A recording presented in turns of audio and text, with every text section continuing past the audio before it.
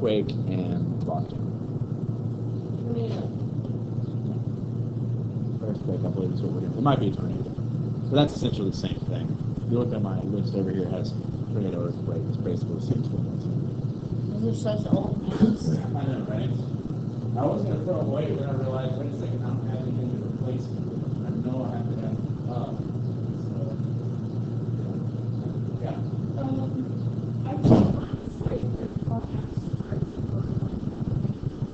I cannot. You'll have to try something else. Used car sites. Auto eBay is a great place to look for.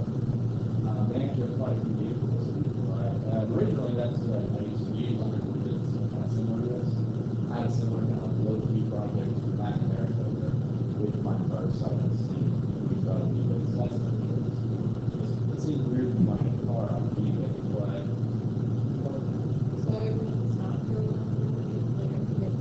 no, you can find early journey.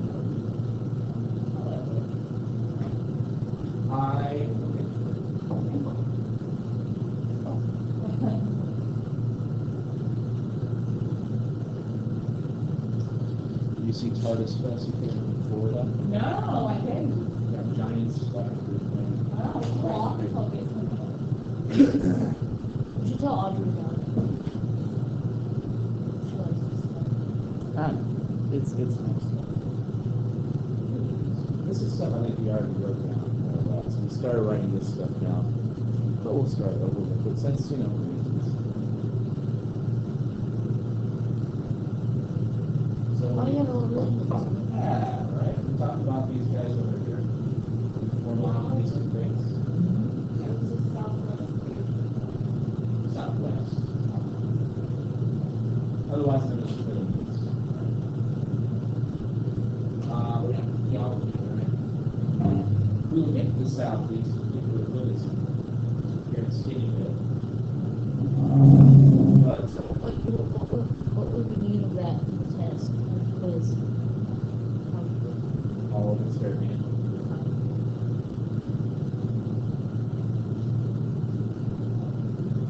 Honestly, this is pretty streamlined for the most part.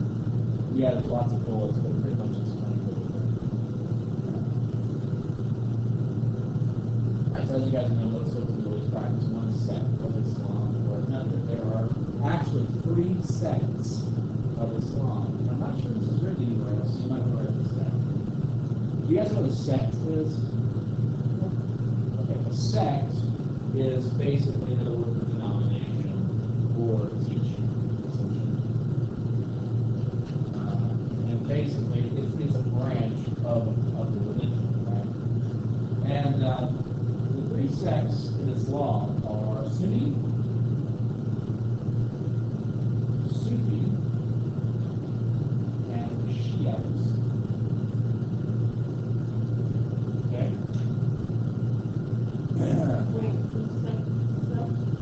A sect is a teaching. So, for instance, Baptist is a sect of Christianity, as is Roman Catholic. I'm saying they're different teachings that revolve around the same roots religion, which is Christianity. So, in other words, it's not all Christians are Baptists, but all Baptists are Christians. That makes sense? So, what are the differences between the various sects? Sunnis are what you call orthodox. Okay? Orthodox.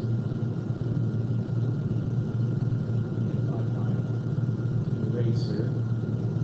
So I think this is hilarious. It's the first time in probably 8 years I've actually used a blackboard for one of these words. What's that? I was laughing. So, orthodox. I can't really feel here very well. Orthodox means mainstream.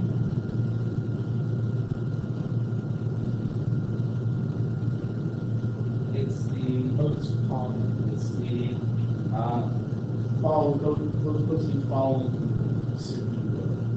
the Orthodox sect of Islam. They're one of those common ones. That's Sunni. Shiites are, Yeah, Orthodox. what's that? We went over that theology as one of our definitions. Shiites are essentially, they're sort of like Protestants in Islam. Yeah. I don't know those two. I know those three, but I don't know those two.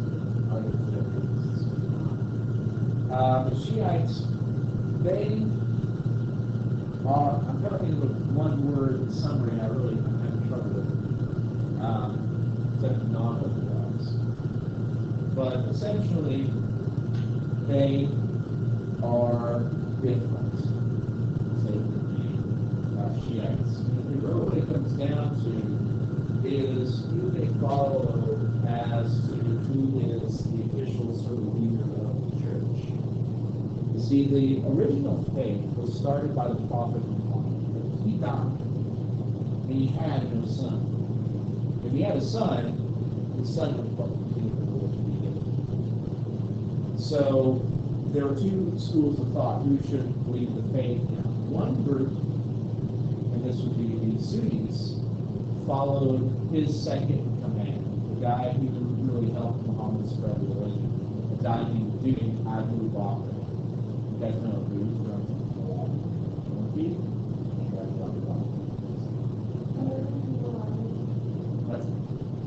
There's some like, no, it's a lot of small. Alright, so Abu Bakr. The other group, the Shiites, believe that it should be the husband of Muhammad's daughter, whose name was Fatima, and his name was Ali.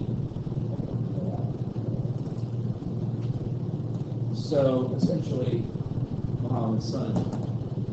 The followers of Abu Bakr assassinated Ali. And so since then, there is this whole divide between the two faiths. Now, it gets more complicated than that. That's all we get. The last group, the Sufis, the one in the middle, are what you call mystics.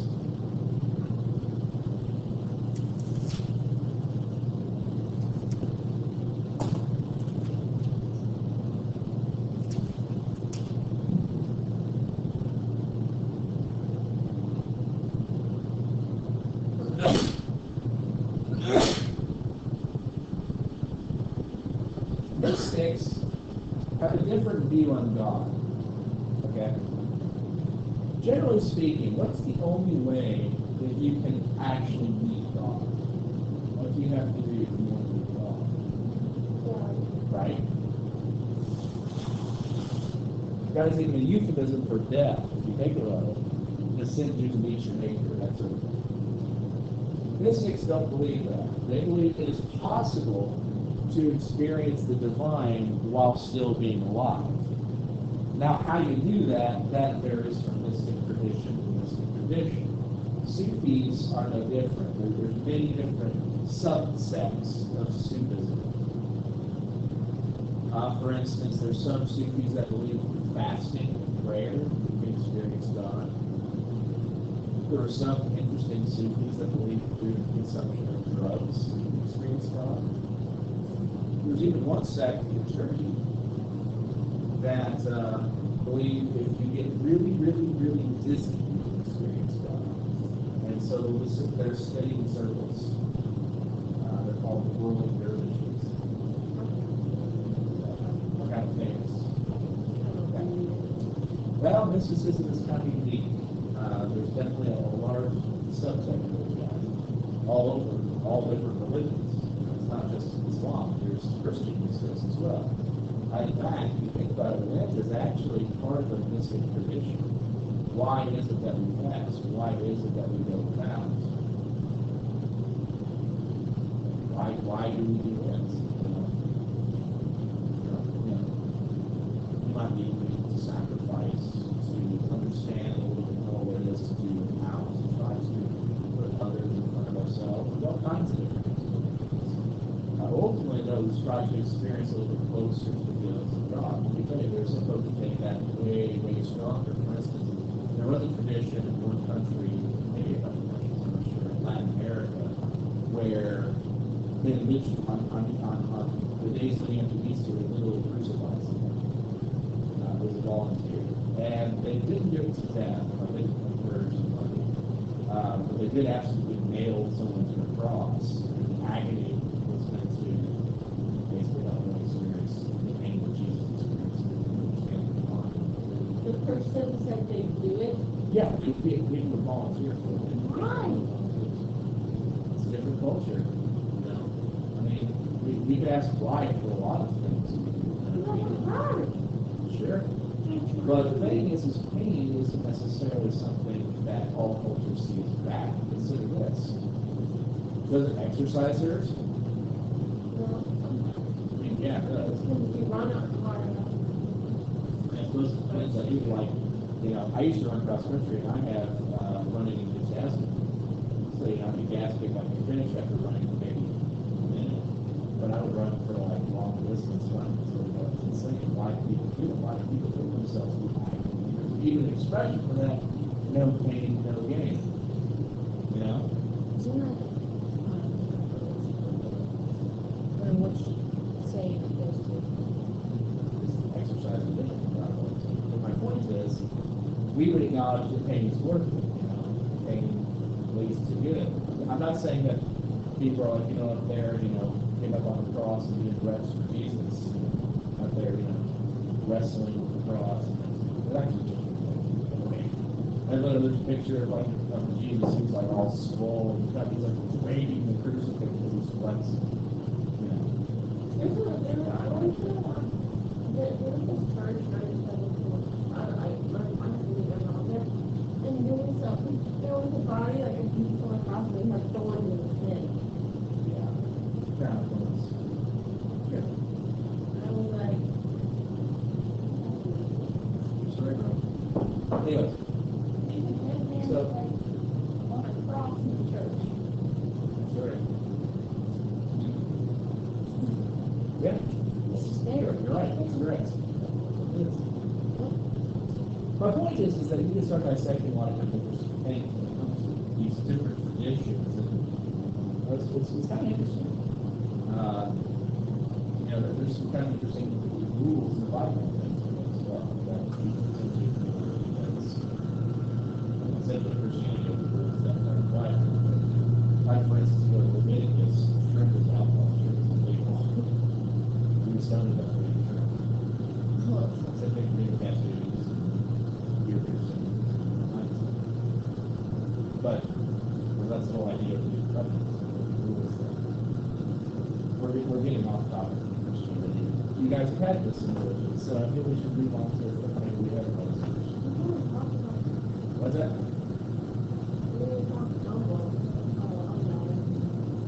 Paul said there's a lot about theory that goes into it, and that's really the flavor. You kind of got to look at more basics in it. If you think about it, the Bible is a giant book. 7 books actually linked together. So you really kind of have to study quite a bit to get that stuff. Talk about what stuff happens in the church. It's interesting stuff, especially in the history, because different narrations, different translations, stuff like that. Yeah.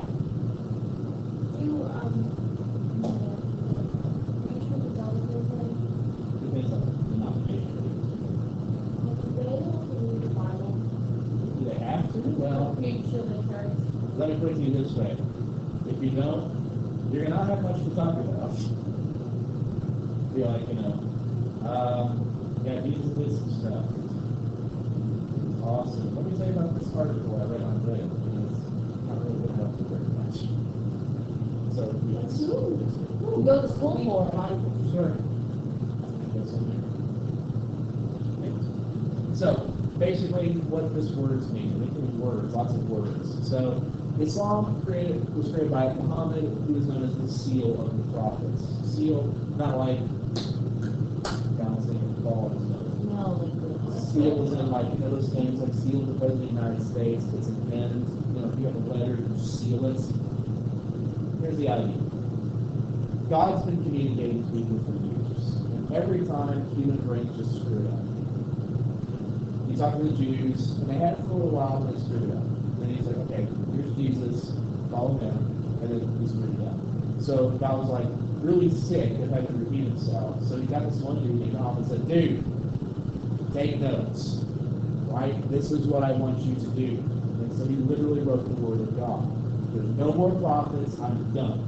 Here's the true word of God, you'll spread the word. That's what the Quran is. Okay. So, the Quran is spread, religion spreads, but here's the problem. If this is the literal word of God, how do we end up with sects? Because the idea here is, if the word of God is perfect, and our understanding of it is true, then how can we ever have disagreements? Everyone in religion disagree all the time. Right? That's not what happens when students get in bed. See, Muslims believe that the word is perfect, but human beings are not. And so, you might read the Quran and have one interpretation, and now you're totally wrong. And so it's not that the word is wrong, it's that we are wrong. We'll argue who has the right interpretation, which is how you can have a group like ISIS completely ignore parts of the Quran and just do whatever they want and still call themselves Muslims. The other thing is, the Quran isn't the only part of the religion. You might have heard of Sharia law, Sharia. It's what applies to certain areas of the religion. But that is actually taken from two different texts, the Quran, but also what's known as the Hadith, which is the same. Essentially, someone would ask Muhammad, he can buy this, and he would clarify. And the thing is, some of these clarifications are kind of vague, and some of them are very specific. For instance, he was asked, what do we do about Christians and Jews? You know, Muhammad said, they're our brothers. They're literally brothers of the book. They received a part of God's message. So we cannot convert them. You can't convert anybody by force. That's actually against the rules. It says so. But also, we cannot harm them. It's our duty as Muslims to have the perfect message to protect them. How do you get from protecting people to burning them alive in a cage? Yeah, you. So, that's how it is. The basic principles of the faith is that there are 5 pillars to Islam. The first is a statement of faith. There is a statement in Islam that there is no God but Allah, Muhammad is his prophet. That's the first statement. That's the faith. By saying that, you become a Muslim. By saying it, it's sort of like, you know, if you're an actress, they get married on the screen, they're not actually married. You know, you have to say it means. And basically, a Muslim is someone who submits. The word in Arabic means he or she that submits. I think it's literally to submit. Submit to what? Submit to the will of God. It's God's will, whatever happens to me, I turn over all control my life to God. Okay, that's what that statement means. Which is why in traditional Arabic greeting, we read someone in Arabic, say, Assalamu alaikum. The response to that was, alaykum salam. Assalamu alaikum means peace of God with you. The response to it also, what's that? That's not that. Oh, sorry, and with your spirit. Now, next part of this, Assalamu alaikum salam. How's that spelled? And the response is in those places. Alhamdulillah. It's the will of God. Because think about it, if you're doing really great, it's awesome, it's the will of God. If life sucks really hard right now, it's the will of God. It doesn't change anything. The thing is, that doesn't really tell you how to do it, does it? That's really more of a formality, and it's observed some places more so than others. The next statement then goes into, one that I have is one that I have. He's like, I'm what's out. That's all. But its faith plays a big role in small things like that. Except with prayer, you're expected to pray 3 times a day or 5 and make it where you are. And it was called prayer behind those things. Next up is tithing, which is a tradition called salat. Benny salat. You're supposed to give a 10% part of your paycheck to the church so that you do good works. The idea behind Islam is that all Muslims are brothers and sisters, and so they should watch out for each other. So if you look at the original Muslim kingdoms, this area, the Caliphate, or the Safavids, or even the Turkish empires, they all had a significant amount of public works. Things like soup kitchens for the poor, free schools, free hospitals, that sort of thing. There's a lot of that effort there because we're all brothers and sisters. Now, how much people actually believe that? Again, depends on where you are. Generally speaking, you gotta get ulama, brothers and sisters. It's not the same people like. That's what tithing is supposed to help be. Fasting, I should skip that, sorry. Fasting, 1 month a year is a holy month. We're supposed to fast from sun up to sundown. It's called Ramadan. Yeah. In fact, well, you're not supposed to eat, but there's little tricks you can do so that you don't fast out. For instance, if you have a medical necessity, you're not allowed to do that, that's fine. For instance, pregnant women are exempt from fasting as are young children, or for people who are sick. For instance, if you have cancer, you can fast. But there's also traditions that came out of this. For instance, you could drink water and fruit juices to keep your energy up, but how much is, kind of depend on where you are, what the weight is, that's Russian. But what's interesting is that drink was perfectly acceptable. So the Turks developed this drink that was essentially fruit juice that was chilled, and it was basically water. And what's interesting is the wealthier you were, you could afford more luxury, right? So this drink, instead of serving it with cold water, they would bring in snow from the mountains and make fruit juice with snow. Okay, so it's kind of like fruity, kind of fluffy, nice, almost ice cream consistency. And the name of that drink is Sherbet. Yes.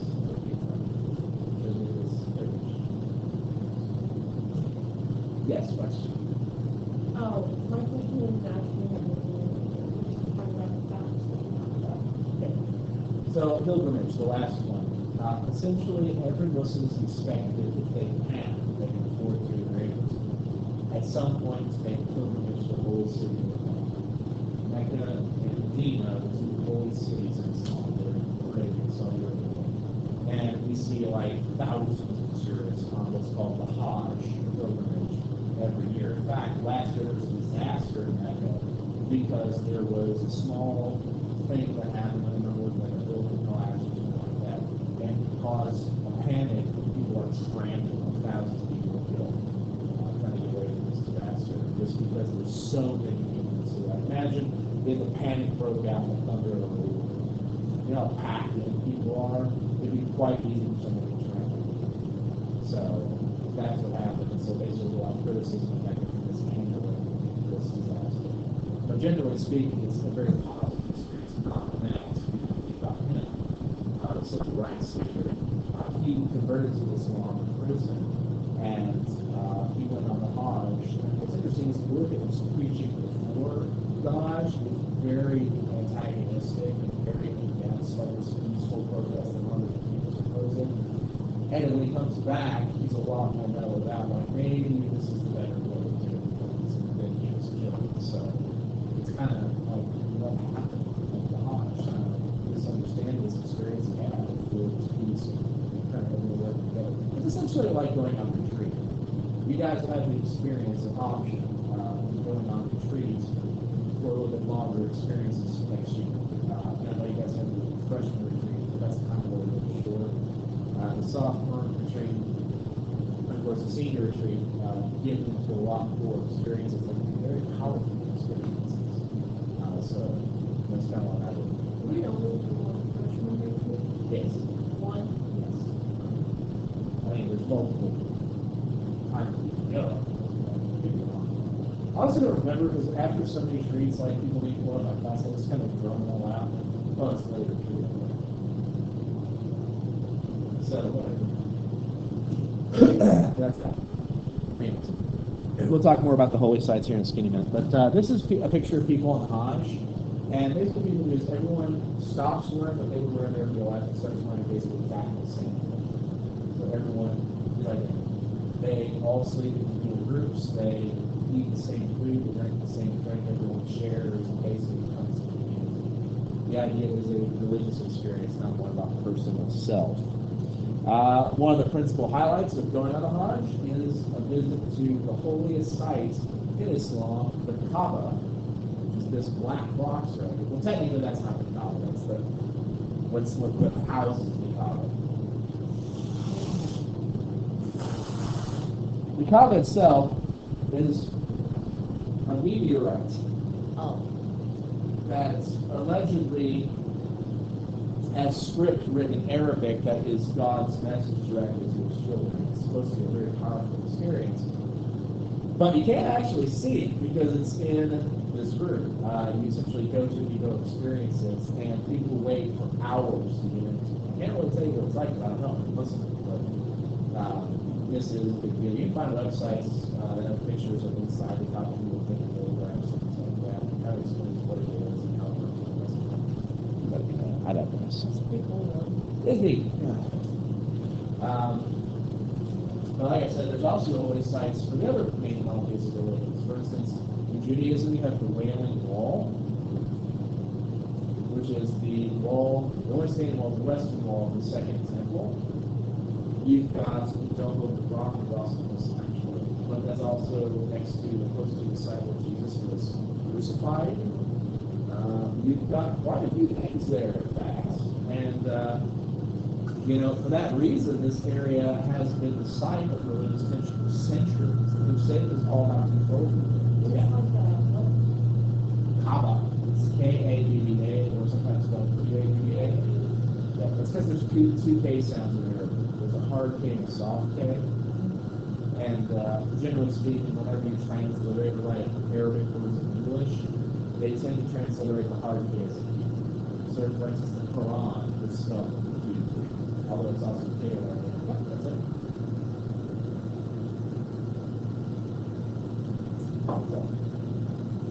Very interesting to me. I think it is, but I mean, I don't know. It's. I guess the internet has ruined this price a little bit for me because I remember when I was studying this stuff when I was in high school, so like 20 years ago, they didn't allow film or like the camera to be taken. It wasn't as easy to hide cameras back then as it is today.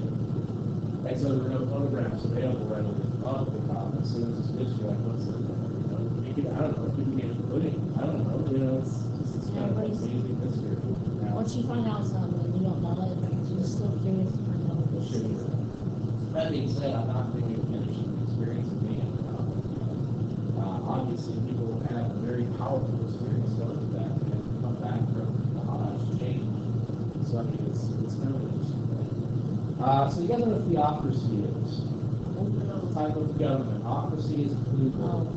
Okay. Ocracy and democracy. Yes. So it's a government that is run by what? What is theo? Think theology. Theology is the study of what? Well, religion specifically. Theo is a prefecture. That means religion. Yeah. Ocracy, of course, is government, so it's government by religion. Love them, Latin root words. So it's a government by religion. Generally speaking, you have governments by religion throughout this area in one form or another. Now, it might be by paying lip service, or it might be religially running by, a belief, like we have with ISIS, or what are they called now? IS, or Islamic State, the IS. Now, again, but the main reason behind that is one of the rules in Islam is that if you have a Muslim king, right, and they are truly Muslim king, you must support them. You cannot rebel against them, you cannot fight against them, you must support them. So what happens if they're a terrible king? can't buy them. Right? Well, that's what people say. The operative word is true Muslim. Right? What's a true Muslim? I disagree with his interpretation of whatever the Quran says. He's a heretic and thus must be overthrown so we can put a real Muslim on the throne. See how easy it is? Now, the actual rebellion might be harder than that, but the idea is that I only need a small, vague theological disagreement before I'm waging a war for Islam. Now notice, does the war I'm fighting against this kingdom have anything to do with religion, really? No, I don't care. I'm about getting them out of power.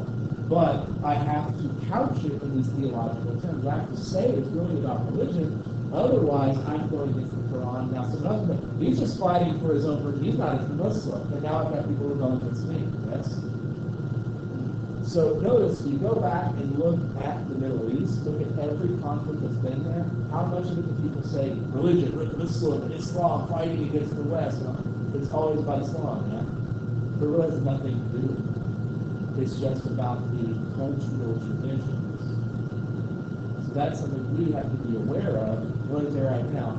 Most people in government are totally aware of that. The worst thing we could possibly do is say, like, it's against your religion. Well, it's Christianity versus you. Oh my God, we just committed another crusade. If that happens, all Muslim nations go, what? And band together, and suddenly we just united half the freaking world against us. And that's not good. You know? Besides, we don't want to fight Muslims. It's over our allies. You know, Turkey is our ally. We got bombs there. We're friends, right? We're Muslims. Yeah. You know, it's really kind of a messy situation. It's all about politics. But we say words religion because that's what's going on. You know, that's why we won't say, oh no, we're fighting this, we're fighting this regime or whatever. And of course, they're not fighting for Muslims either. They're fighting for their own personal power. You know, so in short, it's complicated, right? Now, after the imperial powers have colonized and they start falling apart, this is whenever we start having the civil war breaking. This goes way back to 100 years ago, because most of this area was once controlled by the Ottoman Empire. But the Ottomans sided with Germany during World War I. And so in order to destabilize their power, the British came in and essentially armed and trained rebels of various tribes to fight against the Ottomans. And once the empire collapsed at the end of World War I, these groups got fighting each other, and we have the same mess 100 years later. It's tribal identity, less actual group power. And in this, the spread of Zionism in the early 20th century. Zionism is the belief that Jews should have a homeland of their own. Eventually, Jews set up their own country in Israel. And, of course, there was the Holocaust, which caused a lot of Jews to go to Israel and other places. When you think about this, you're living in Germany during the Holocaust, and you have all those problems. I'm sure you guys have read some about Anne Frank's life and things like that. Okay, well, we'll do that next year. Well, we didn't need it next year. Most likely. I can go say it. Unless something changes, unless something like this, this will get real good. You know?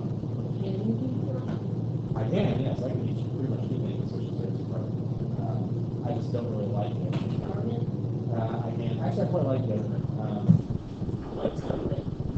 I don't like U.S. history very much because of how it's worked. Let's get sidetracked. Back to it. Essentially, Jews fled the country because they were persecuted and killed by their neighbors. Can you imagine moving back to a country where people hate you and you're like, hey neighbor, hey, come on, can we pull or whatever? Remember that time you tried to kill my whole family? It's like block parties very often, really. So they went to other countries. They fled to create Jerusalem, the nation of Israel, which everyone in the Middle East mostly hates, because anti-Semitism is pretty strong in the Middle East. So essentially, that would be like repopulating all free black slaves after the Civil War with Alabama. It was not a very smart move. But where else are you going to put them? It's their homeland. It's where they're originally from. So, I don't know. You as well. Let's go to the next slideshow, World Civ. Hooray. You love World Civ? I do rather like world history, yes. That's where I often